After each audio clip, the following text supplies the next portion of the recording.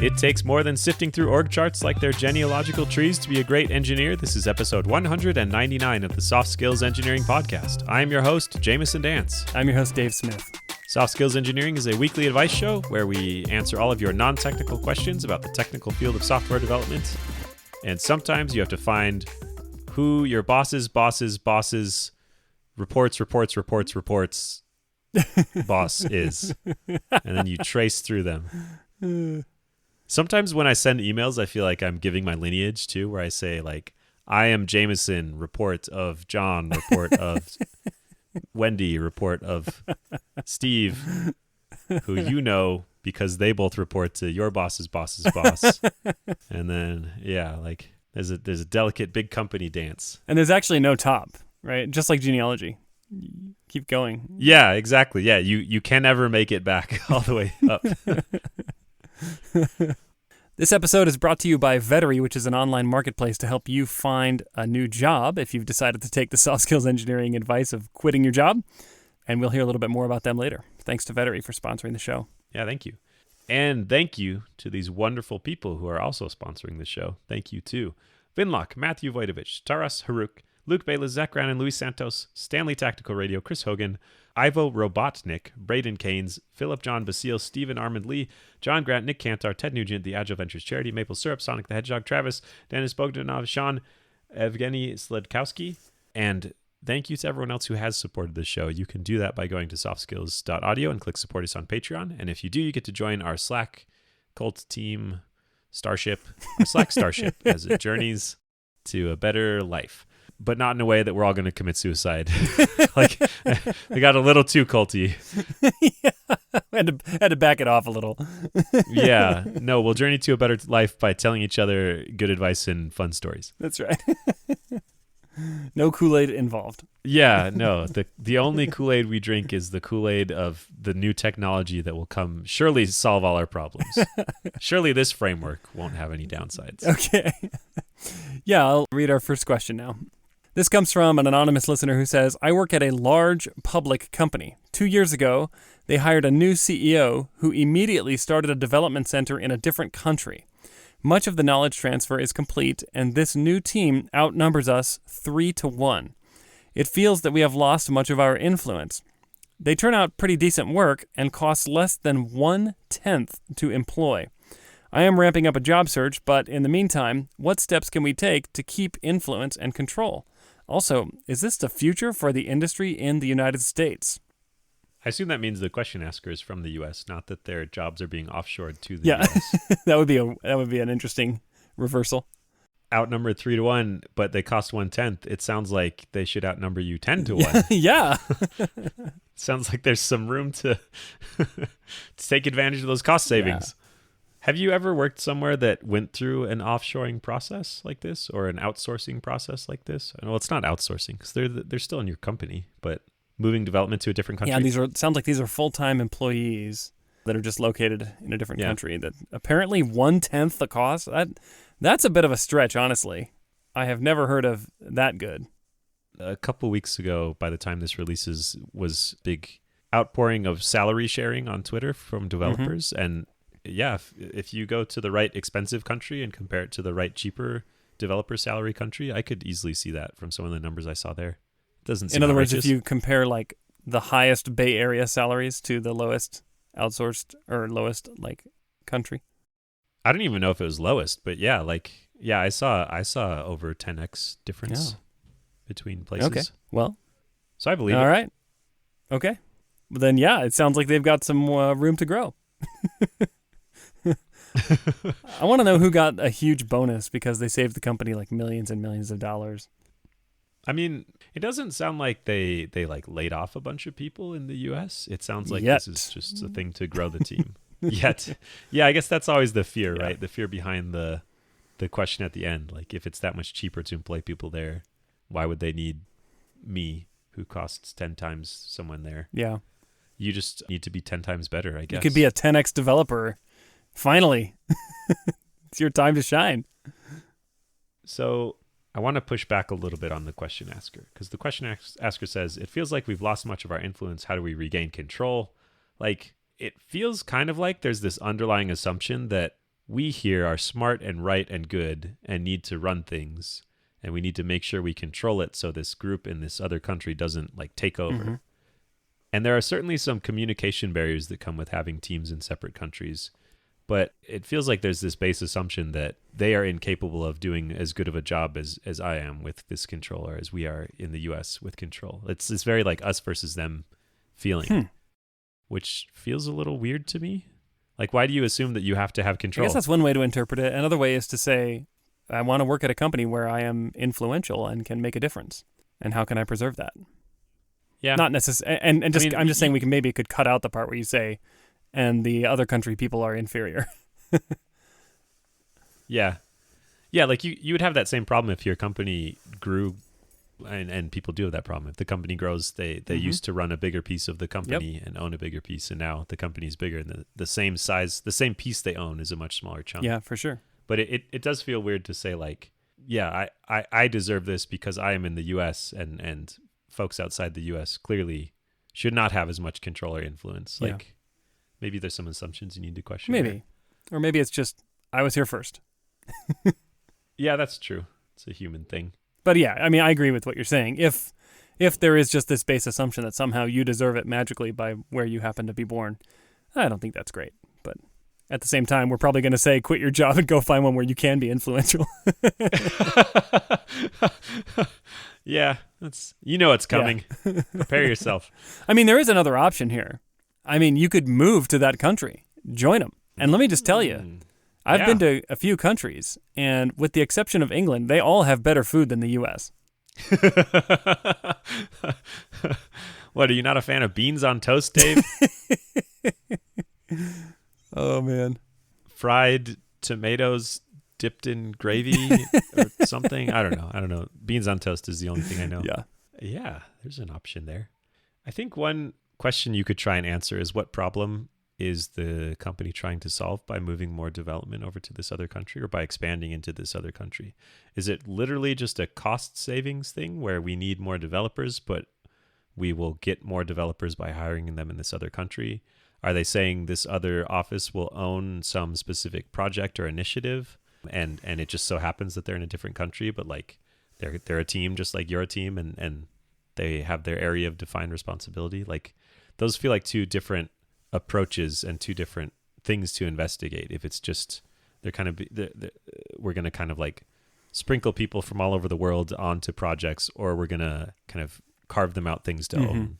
I feel like it's I don't know. I'm going to prognosticate with no experience, as we do, but it feels like it might work better if there's a little bit more ownership, where, because of time zones are hard, it's really hard to communicate effectively across time zones. It's a little bit easier if they can work, if teams in different time zones can work a little bit independently, and then just communicate over some kind of shared interface or understanding. But I could see that. I mean, if this team in a different country owns this important initiative for your company, then maybe you feel like you're getting left behind by not getting to work on it, or you just kind of have to follow along with the work they're doing, or things like that. What should they do? Oh, man. You say it's a large publicly traded company, which tells me, unless you're one of the executives of said company, there's probably nothing you can do. I mean... Nihilism. We haven't reached for that answer in a while. Well, seriously, I mean, it's like there are some things that are so big that unless you've already earned a seat at the table, it's going to be really hard to steer that ship, you know? Yeah. What if we said be a 10x developer tongue-in-cheek, but one way to grow influence is to be more impactful. And then you're not as much worried about competing with other people. It's just, you just do more that has a better impact, and then you get more influence because of that. And I found that, I don't know if it's more true or not, but I found it a more helpful way to think about it, because I get demotivated when I think of things outside my control that affect my ability to be successful. Yeah. Like if there's this shadowy executive group that is playing politics that is just ruining my career, that's a bummer, and I'm not going to feel good about doing good work. But if I think, how can I affect this and improve this, then... Yeah. And one way you could do that is by traveling to the other country and working alongside these people. And earning their trust, and then you could have more of a partnership where you're sharing in the influence. Instead of saying, I want to wrest control back from you and bring it back to me, you can say, hey, we're in this together and let's work on some cool stuff. Yeah, that's such a good point. I mean, large public companies are effectively remote or distributed anyways up to when they get to a certain point. There's always a bunch of different offices, and like, it's so much easier to work with people you've seen in person, especially if there's potential for misunderstanding or conflict, I guess, where there's this latent, it's like political energy kind of like swirling around this relationship where it could turn gross, and just meeting someone in person wipes that out quite a bit, I've found. Yeah, and even being in their office space and then later, in person, and then later when you join them via like video conference or whatever, just knowing where they are, kind of having like a spot in your mind where you can geometrically say, I know where you are. It changes the dynamic. It humanizes both sides. I don't know. It just makes me, when I do that, I work better together with people. And I've seen the same thing when leaders come to visit like remote satellite offices that I work at. The relationship changes from that point forward because they've been there. They've seen where we work. Yeah. I don't know why that is a thing, but it definitely is a thing. Yeah. I've landed on a novel new technique to help simulate this. So the the video chat client that we use at work lets you put in an arbitrary image as your background, and it'll kind of like green screen composite you in. And so I've ended up asking lots of my coworkers to take pictures of their background, and then I can just switch my background to be that picture of their background. And it looks like I'm in their office, on their couch, hanging out in their kitchen. And that really helps build empathy. I'm in your house. Yeah. Hey, we can't fight. I'm here. You wouldn't say those things to me because look where I'm sitting. I'm literally in your seat. So you're walking a mile in their shoes or on their couch. Yeah, I'm typing a line of code on their keyboard. That is such a good idea. This is the evolution of it. Started as just like goofy backgrounds, and now it's evolved to making people question, like, wait, I thought Jamison had this thing behind him, but I recognize that one. Has he always been like in a garage with an airplane? What? You're in an airplane hangar. Does it ever get creepy where they're like, Jamison, how did you get a picture of my kitchen? No, that's the only thing that would make it funnier is if I somehow got it without them providing it to me. You could take a picture of get their one of their spouse or something to take a picture of their attic, and then use that. I'm just on your porch. Don't worry. Oh man, that would be so good. No, I won't come in. I'll just sit here. Yeah, I like that. I mean, I suppose if I could convince them to step away for a moment, and then I like have that second where the screen is empty of their head, I can quick take a screenshot, and then that'd be good. Anyways, so that's a good way to build relationships. Yes. Okay, so we've basically said either try to build a relationship, or there's nothing you can do. Because it's too big. Should we give any other answers before we move on to the second half of this question, which I also think is very interesting? No, there's more to say on this, but I want to talk about the second half too. Okay. So the second half of the question is this the future for the industry, I think software industry in the United States? And I just want to say that I've been around the block a little bit longer than the median software developer today, I think, because we've had so many people joining the industry. And as we've said before, people join the industry with 0 years of experience by definition, so the median always moves down if the industry is growing. And I have been watching this question for 20 years. And 20 years ago, this was a huge question. It was asked all the time. And the answer was always, yes, software jobs are definitely leaving the United States, and they're definitely going to these countries that have less expensive labor. And all of those predictions have been wrong. Because what has happened is jobs have grown in both locations. And so there's like tons of software jobs in many countries around the world, but there's still more jobs than there were 20 years ago for software developers in the United States.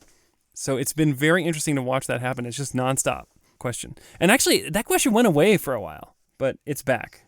Yeah, I remember that too. I wasn't a developer, but I remember I read a lot of Dilbert when I was a kid because I was just a huge loser. And I remember lots of jokes about offshoring. And then kind of like as I grew up, it felt like it wasn't in the culture anymore. It didn't show up in Dilbert anymore, which was my pulse on the tech industry. Right. Yeah, so it kind of disappeared for a while. I feel like maybe it's back, but I think what's happened is a lot of these, I'm actually surprised. This 1/10 thing is really got me thinking, because what was happening 20 years ago was that the labor markets in other countries outside the U.S. were seeing salaries increase. And those increasing salaries made it less attractive for U.S. companies to engage in these kinds of relationships because it's difficult. There is a certain amount of overhead that comes with managing a team that's 13 and a half hours away from your headquarters, right, in terms of time zone. So that happens. But those salaries have grown a lot. And I think what has happened is that industry has become very diverse. And there's a bunch of people who are inexpensive in the labor market, but also some very expensive people. And companies have set up shop in those countries, but they've also stayed in the United States. It's just a huge mix of things that are going on. But what I think is very interesting is that over the last 4 or 5 years, we've seen just a meteoric rise on the top end of engineering salaries. And that, I think, might tip the scales back to where it was 20 years ago, and people were talking about offshoring a lot. So I don't know. I think we might be at a tipping point where the incentives align to do that some more. Yeah, it's like you can. I don't know what the number would be, but theoretically, you could say there's the salary cost difference between two different countries, but there's also the like communication overhead cost that having people separate so distributed adds, and you're saying that once the salary gets high enough in one of these countries, that communication cost becomes worth it. Yes. Because that's the narrative I've seen for why this died out, is like, especially these like companies trying to build products that are so they work so collaboratively, and it's all about communication and figuring out ideas and quick turnarounds and stuff, that you're willing to pay the cost of expensive labor because that's the only way you can deliver as fast as you need to. I mean, we don't even have this problem. We have this problem within the United States, right? There's San Francisco and New York City, where salaries are like twice as high as everywhere else in the US for developers. And you still see these companies that have gigantic San Francisco and New York City offices, and they'll like kind of still hire and build up offices in other places. But it's not like they're letting go of their expensive Bay Area or New York City labor. That's true. Like, they're still hiring in those places, and that's still their headquarters for a lot of them. Yeah, exactly. And that just adds a small amount of time and kind of remote communication overhead. It doesn't add the whole way different time zones, so everything takes a day to resolve overhead. Yeah. And we still don't have that kind of smoothed out. So I don't think this will go away. Yeah. So you're saying you don't think it'll become big? Okay. No, I mean, I think it'll keep happening, but I don't think it will be hard to find a job as a developer in the United States because United States developer salaries are higher. Okay. Do you think that there is a tipping point where, what if it was like, we've seen a 10x spread in this case, but what if it was like a 50x spread? Would that be enough to get your board of directors to say, okay, screw it, we're firing all the developers in the U.S.? Maybe. I mean, I think it depends on the identity of the company. If they're a tech company, no. Maybe if they're a non-tech company that has some IT or technical requirements, then it's not part of their identity to have this like team with a shared defined culture that has come up through the company, and they can say like, we'll just move all this somewhere else and that's fine. Mm-hmm. But there's a lot of complex things here. There's like cultural issues, there's time zone issues, there's like perception of value, where if someone costs 1/50th what someone else costs, then you can't help but question like, wait, is it because they're bad? Why is it so much cheaper? Price signaling. Yeah, you value things more if you pay more money. Yep. I think that probably comes into play a little bit. And frankly, in some of the power dynamics too, where there's almost everywhere I've seen this happen, it's not everyone that feels this way, but you can always find someone that feels like we are better because we are from a country that pays developers more. Mm-hmm. And I think the wages do go into that a little bit. I see. Yeah, I think I agree with you. It's not good. Well, I sort of agree with you. I don't think it'll tip. Okay. Ever. I don't think so. I think what's going to happen is that these are not independent markets. So like the United States developer market salaries influence the salaries of other countries' developers as well. It's not like a strong influence and it's not immediate, but over time, I think that the global economy will force some of these market dynamics to bring these salaries up. So you'll probably never see a 50x spread, is my guess. And I think the 10x spread is probably short-lived. Yeah. Secure that money. Get paid, folks that live outside the U.S. Mm-hmm. I'll do my part by trying to make more money in driving up developer salaries overall. It's the most charitable thing you could do. It's just earn more. It really is. I'll be thinking of you. Just laugh, wipe your tears away with the free healthcare napkins you get.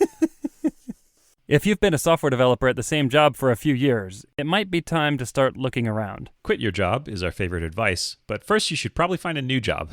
Trust me, it is better this way. Check out a service called Vettery, which matches developers with employers based on what you want, like your location, salary requirements, and technologies you want to work with.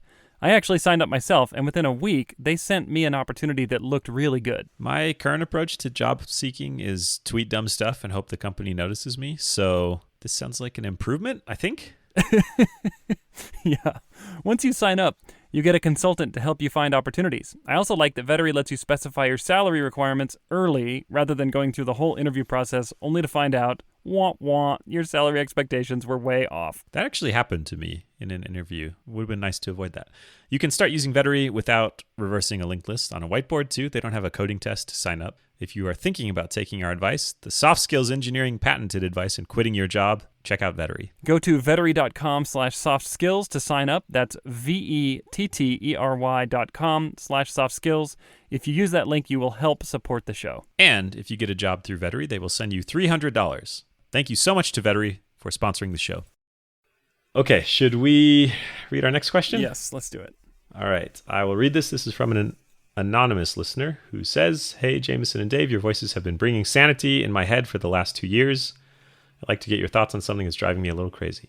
If we are the voices in your head, you have a weird definition of sanity." Yeah. All right. I work for a company based in Europe and work in their Asian office. The Asian office, and only the Asian office, has a fixed time schedule. To overlap with Europe, the Asian team has to be in the office from 2 p.m. to 11 p.m. However, the European team comes in at 10 a.m. and leaves at 7 p.m. When our teammates in Europe decide to do overtime, we have to stay later to work with them, often very late into the night. But I tolerate it because I love software development. However, whenever we have company fun events, the Asian managers schedule it in the morning so that our regular work schedule won't be consumed. So we'll do badminton or wall climbing from 9 a.m. to 11, or 9 a.m. to 12, sorry. And then we have to do the 2 p.m. to 11 p.m. shift. This is very tiring. The events usually happen every 2 weeks, but our schedule makes me dread them. It's even worse when the fun events happen on the same day as the overtime. At the end of work, I feel like a zombie. Is this reasonable? Ooh. So let me make sure I got this. You got fun events that start at 9 a.m., go till noon, and then you work from 2 p.m. to 11 p.m., unless you're also in an overtime period, in which case you work even later. And so you end up basically with your company for 9 to 9, like 15 hours a day. Yeah. I know that all of the most fun events start at 9. That's one of the criteria for how I determine if something is fun. Does it start at 9 a.m. or not?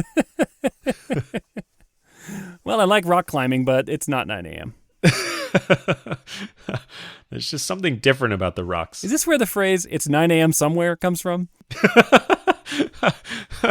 Yeah, that's true. That's what you should say when you argue that they should be scheduled at a different time. Listen, it's 9 a.m. in some time zone. It's fine if it's at a more humane hour. Yeah, fun is in air quotes here. Well, they're not air quotes if they're written. Those are called quotes. Oh, no, my brain. Fun is in quotes here, which, yeah, I could see this sucking the fun out of an event. If, as you're climbing rocks, like each movement I make is less energy I'll have to put into my 18-hour day that is just now starting.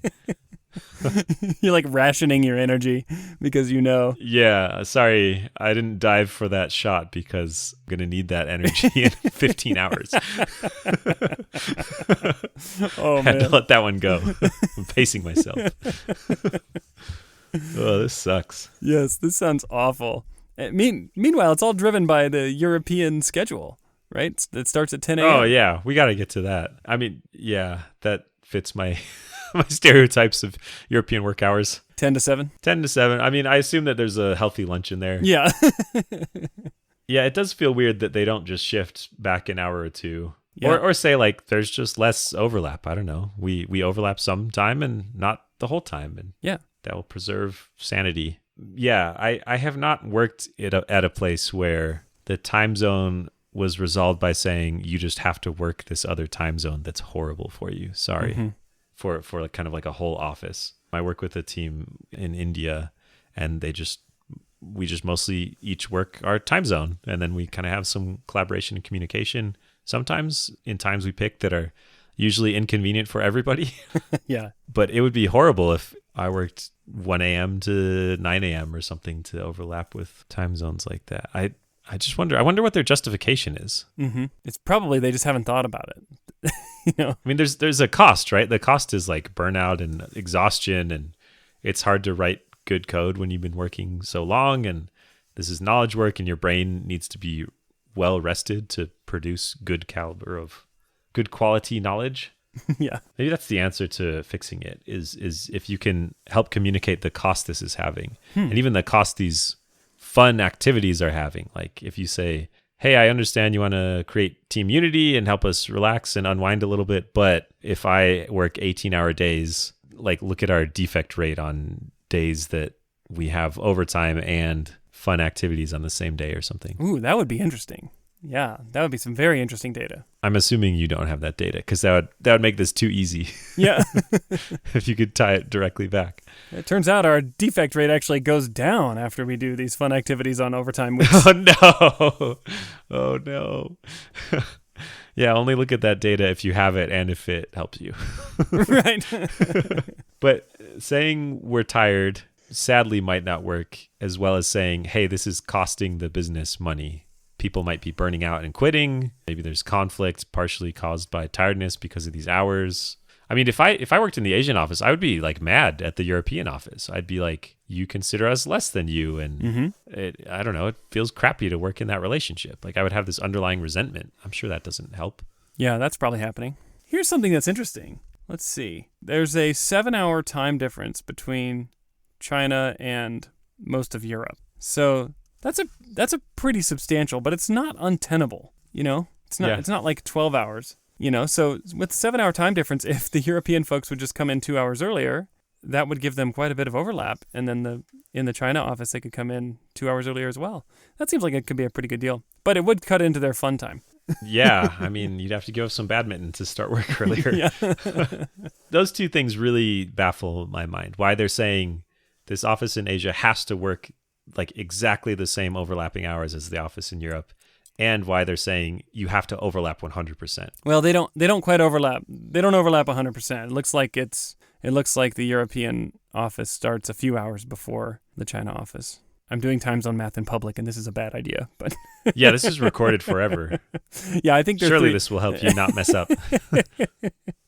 Yeah, there are several hours of overlap, but it's not 100%. If it was 100%, they would start even later, 3 hours later. They'd start at 5 p.m. Yeah, I think this feels like worth raising as a pain point. It's very tiring. I feel like a zombie. I bet you feel like a zombie during work, not just at the end of work too. Like I'm assuming that the hours from like 11 p.m. to 3 a.m. are usually not peak productivity time. Yeah. Where you're just really churning through these hard problems. Our schedule makes me dread them. I also know very little about Asian culture from personal experience. So it's possible. I mean, my advice is going to be like agitate, make a scene, like go bug people. And it's possible that that's difficult to do because of the way that culture is over there. Mm-hmm. But I don't know how to solve that because I don't know how to, I have like an unknown here. Yeah. I mean, I do think it's worth bringing up the cost that these fun events are having because they might not be fulfilling their purpose if they're to build team unity, if they're to help people blow off steam. And really they're just like this pre-work slog that adds to your pain. That feels like a thing that you can bring up. Could at least kill that part of it. Maybe. Yeah, like if life would be more fun if you never had these fun events again, they're not doing it. Yeah. Maybe you can make them start later if it's too hard to cancel them or move to instead of every 2 weeks, a more lengthy gap between them so the pain is less. We're going to move from a monthly fun event schedule to a once per decade. Really save up all your good ideas for how to have fun. It's gotta count for a lot. I like how this question is in some ways the flip side of the other question, where the other question was from the perspective of the person in the home office working with people in other country, and this is the inverse of someone in the other country working with the home office. Yeah. Like, there are different challenges on each side. Yeah. It's a tough thing to be on either side. That's right. It's just hard. It's just hard. I think that means we've answered the question. Yeah. We have no ideas. But we do have That's empathy. usually how a question gets answered. Yeah. Yeah, I'm sorry. That doesn't sound very fun. Can you get an injury? These both sound physical. Badminton and wall climbing are both kind of physical activities. Can you get, like, I don't know, repetitive stress injury from typing that prevents you from doing rock climbing and badminton? Can you get a doctor's note that excuses you from these? Yes. My client is not to have any fun. Please excuse them from fun. Great idea. You also say you feel like a zombie. I think the last option is to be a zombie and eat people's brains, and then you won't have to work or go to fun activities. You just hunger for flesh. And just wander the streets. Which is fun all of its own. Okay, have we answered the question? I think so. Good luck. Good luck. If you want your own questions answered, you can go to softskills.audio and click Ask Us a Question. And if you like the show, please share it with people. Please tell people about it. Maybe write down the URL by hand and then mail that URL to someone so they can transcribe it into some device. Yeah. We want people that are really dedicated. Yeah. No clicking a link for you. That's right. We'll catch you next week.